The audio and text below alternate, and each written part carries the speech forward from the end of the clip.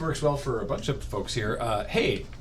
Hi. I'm going to Japan this summer. Oh, Since nice. multiple folks here have been to Japan, can you give me any advice for good tourism locations? P.S. Hopefully we'll be able to see you wonderful folk in Los Angeles again.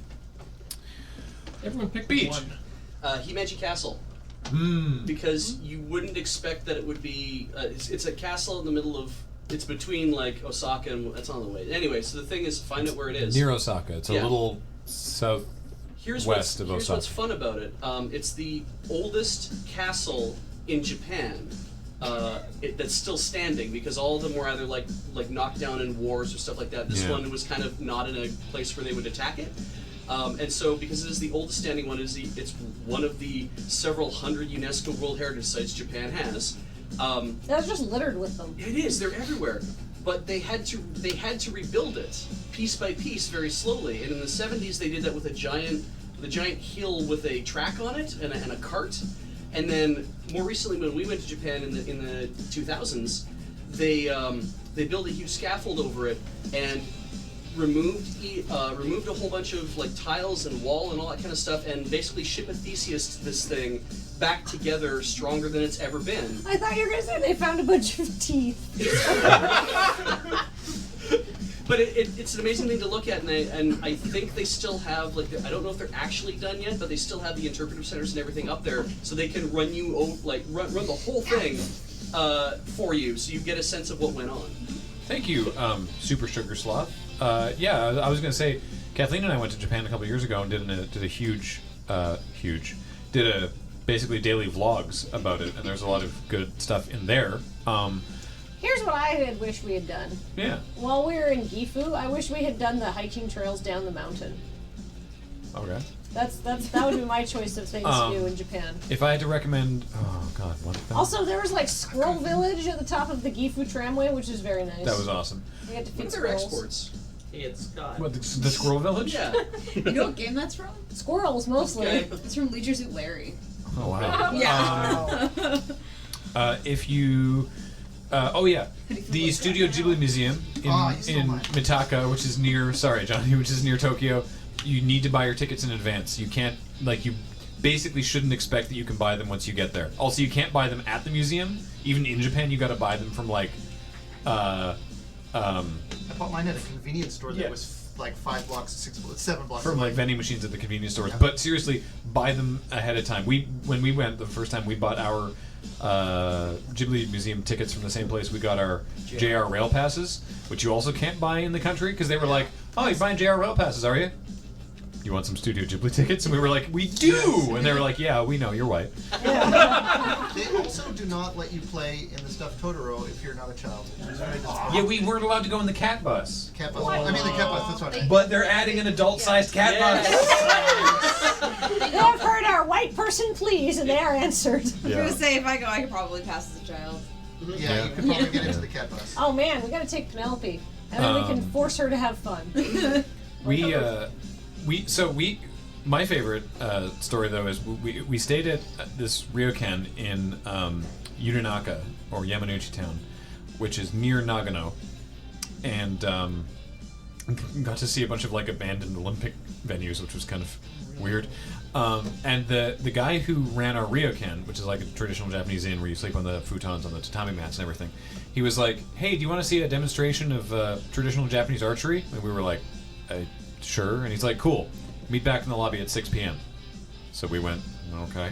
And so us and the only other couple that was staying there that To be fair, it wasn't that like night. a good. It was like low tourist season. It Yeah. was the sweatiest time of year in Japan. Yeah.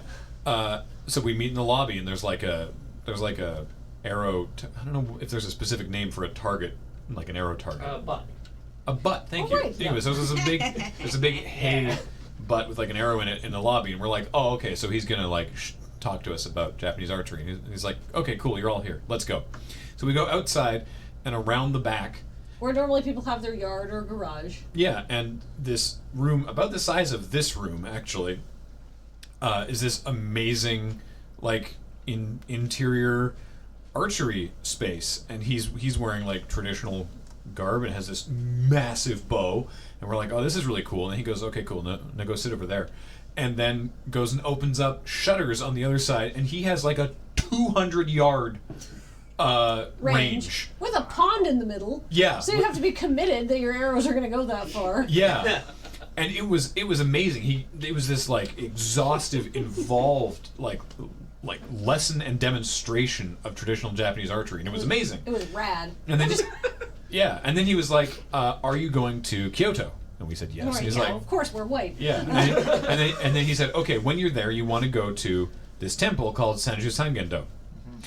And he's like, "So Ken is like a older Japanese unit of measure that's like roughly a meter, and do is temple. So Sanju Sangen do is 33. literally like 33 span temple. Yeah. Because it just means that the name of the temple is literally that it is this long. They And have a lot of temples in Japan. Yeah. Especially And- in Kyoto. Yeah, and it's where they used to hold archery tournaments.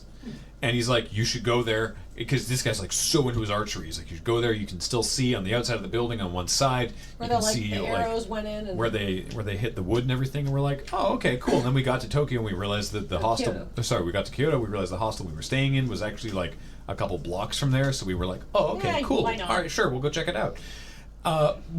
What he did not mention, because he was so hype about the archery, was that it's a national historic site, and It's a UNESCO World it's Heritage. a UNESCO World Heritage Site, and inside, where you cannot take pictures, are 1,000 life-size statues of Kannon, which is one of the representations of Buddha, in gold. The entirety of the interior of this temple is just, it's bleachers filled with 1,000 human-sized statues, and then a giant one in the middle carved out of cypress. It's incredible. It was an astonishing sight, and he completely undersold it. They've got all these holes where arrows went in the wall. Yeah, he's like, it's so cool because traditional Japanese archery is amazing. And we were like, you know what, you're so hype about this. All right, we're gonna go check out Sanju Sangendo. And then we were like, this is amazing. There's a photo of it. You're not allowed to take pictures, but they can because They're professional. Yeah, That's but perfect. yeah. And so we sort of were like, oh, okay, sure, let's go inside. We went inside and just jaws on the floor. Like, this is amazing. Thus Way to Ticketmaster's bury the been lead. overcharging Oh, for OG, who's a longtime Desert Mist viewer and whose name I recognize Oh, quite yeah. a bit, said, and I know he lives in Japan, says that you can, in fact, buy JR rail passes in Japan now. Oh, yeah, you could when I went too. Yeah, Oh. Kyoto's really nice because it's very English friendly if you're not Yeah. familiar with the Japanese language at all. Also, they have that really cool movie studio theme Oh. park place where they have that Sentai museum. Yeah, and they Graham and also- I went. The last time we went. Yeah, Toy Studio Okay, Park. On, Yeah. Nice. They also have a museum to the creator of Astro Boy and Speed Racer in the train station. Well, so Yeah. I was in the train station and I just kind of like was looking for the bathroom, and I was like, "What's this over here? Oh my god!" And it's this amazing museum in the train station. Pee with Astro Boy. My Yeah, only. there's As I said, urinals. as I said in my vlogs, my only criticism of the Toy Studio Park was that after seeing all these things about like all their old like animation and all their old movies and all the Sentai shows and everything, their massive gift shop didn't have any of that. It was like, if you want gift boxes of candy or mochi, we got you. If you want any myriad of representations of Hello Kitty going to the Toy Studio Park, Hello Kitty not being a toy property, you can buy that, but you can't buy souvenirs of their franchises. it's so frustrating. And I was like, I would give you, you money have for Sailor you're Moon literally a souvenirs. museum Oh, absolutely. to your IP, and you can't buy it. This is where Ian takes over now. Please, Ian. Oh, if you J- are- Go hey, ahead. sorry. JR passes can be bought inside Japan before March 31st, 2018. This is a trial period in preparation for the Olympics. Oh, of Oh, course. because of course You still can't buy them if you're from Japan. no, because it's too good of a deal. Yeah. Best, So- best do it before you go anyway. Well, just one Yeah. question about the JR Rail Pass, because I'm curious now. What about online purchase? Do they have to be bought in person? Like, can you They- not buy? They are purchased in person at a travel agent. The travel agent gives you essentially a coupon, which you then take to the train station in Japan and exchange it for the pass, which is Yeah, then but stamped with your So, date. so why is it that you have to buy it before you go to Japan and not just prove that you're from outside of Japan when you make the Well, that's what they're purchase. testing now. So Well, yeah, but okay, why is it that because way? it's $700 for 2 weeks of riding the JR anything as much as you want forever. And Like, the great thing is that Tokyo, you can get around a lot on the JR rail. You don't actually because Because the Circle Line of Tokyo is JR, so you can just zip all over. A lot Oh. of cities have their own independent rail or subway. You can get things that basically- you Mr. can't Flip use. Scissors at bus stop in like You a can minute get- if you want to try your hand at a nighttime bus stop. You No. can get the you can get the majority of the places on JR. when we Because- went to Japan, we got a hold of JTB International.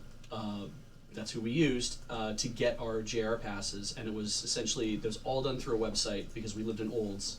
So it was like I went to the website, I said this is what I want to do. They're like, sure, you want Student Ghibli tickets? Yes, I do. Great.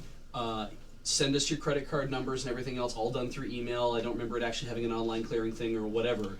But I didn't have to meet anybody. But you do have to deal it in a very like low tech way in that sense. And then a registered mail envelope shows up with like, here's your JR Pass ticket, which is not your JR Pass. Because as Ian said, Yeah. you have to trade it in when you get there for the pass. There's a lot of weird stuff in Japan that's very, despite it being an incredibly high-tech place, it's also extremely low-tech in some very weird ways because they still use fax machines there. for some Yeah. things. So ATMs close. it was the low techness of it that got me, because I see like somebody in chat being like, Matt, because it's a super good deal, but if they let actual residents buy it, some people will be using it 2 Yes. to 6 times per day, 5 days a week. Yes, that much I get. Yeah. Yeah. What I don't get is why you have to buy it from outside the You know, country it's a- before you go in, It's to- rather than prove your residency when you want to buy it. As a person who's lived in Japan, the answer to that, the answer to that is very similar to a lot of things because that's the way it's always been. Yeah, and Changing things is very difficult. when I visited my Gotcha. friends in Japan, there were so many things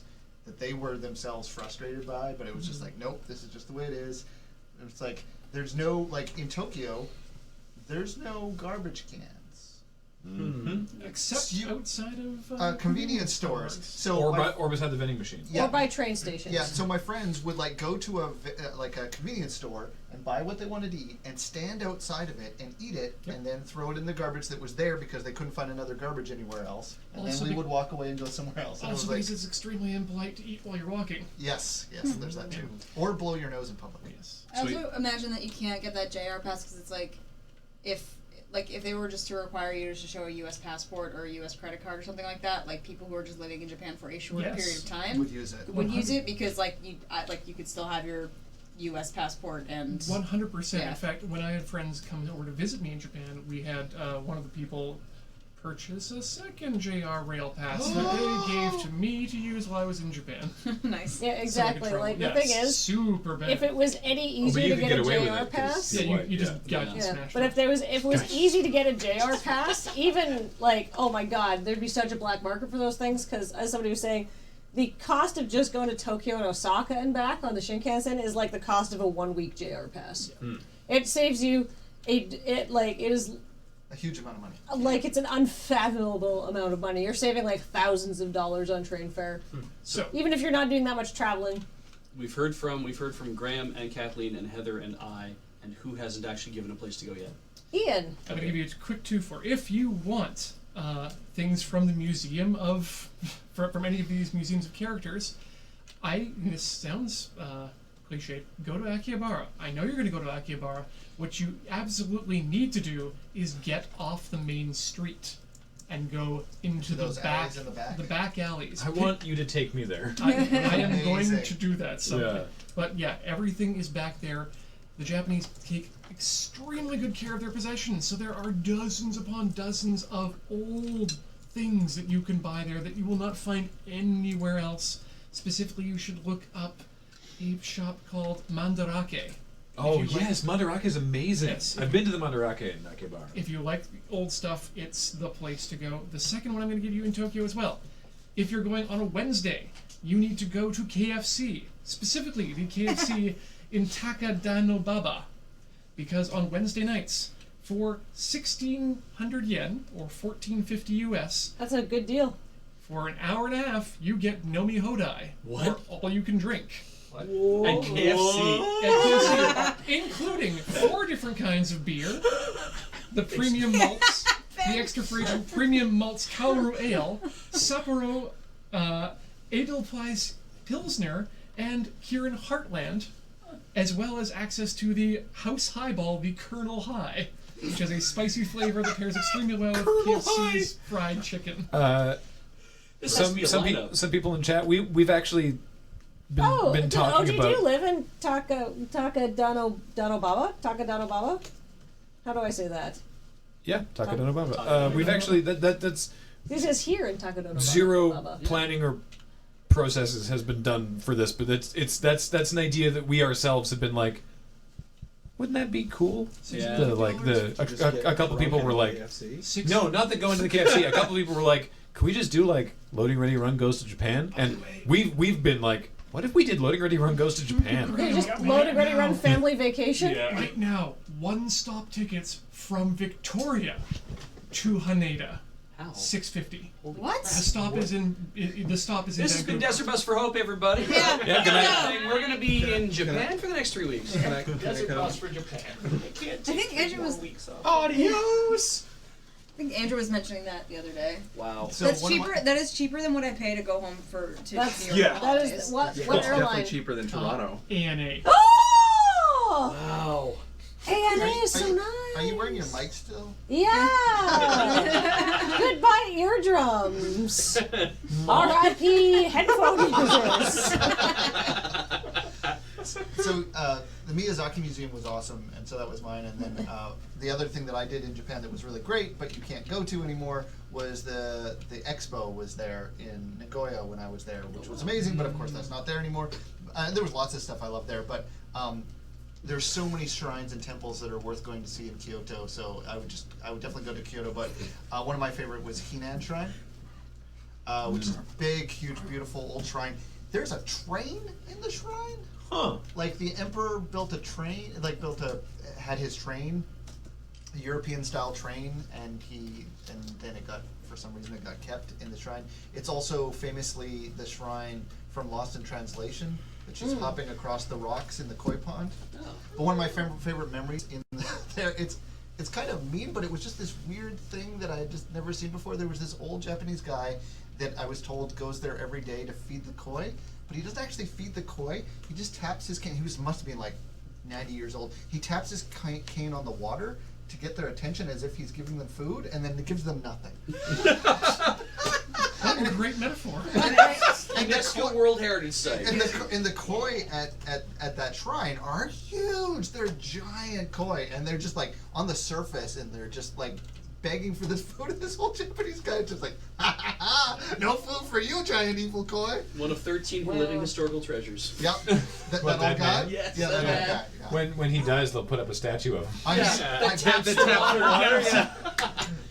Oh, like a Mechanical. boar scarab. Yes. Yeah. Good. It's just a little fountain with the Yeah. trickling in and just like I'm at the shrine. I'm in the train. I'm at the train in the shrine. I think if we definitely do a Lur family trip to Japan, we will definitely see if there are any friends of Lur and Lur fans that live in Japan. What I wanted just to wanna do. come. What I wanted to do last time.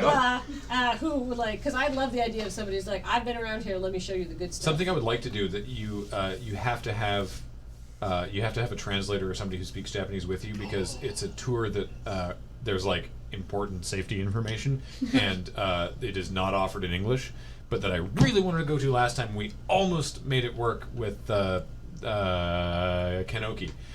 Was the and I know how this sounds, the Tokyo culvert grid, the Tokyo underground storm drain system, because it looks amazing. Yeah. It's obvious inspiration for like some levels in Mirror's Edge. It looks astonishing. I'm sure someone's going to find a picture of it, but I was like, I want to go to there, and we weren't able to quite make it work. So As the a Tokyo tourist- rum tunnels, yes. As a tourist thing, what we discovered, because when Heather and I got to Hiroshima, I was like, well, what are we going to do while we're here? Because we know we're going to go to the Hiroshima Peace Museum, absolutely, but what else are we going to do now? Because that's what I want to do. What are we going to do over here? And we went into every train station of any in a city of any size is going to have the tourist area, and we went in there and grabbed their English tourist map, which I'm always like, this is going to be death, because it's always the things, it's like, and here's the things that thousands of people have seen, right? And we crack it open, we're looking and reading this, it's all in English, and there was one that said, oh yeah, so in this location, there's a theater, and it's on the second floor, so when you get there, it will obviously be a porn theater.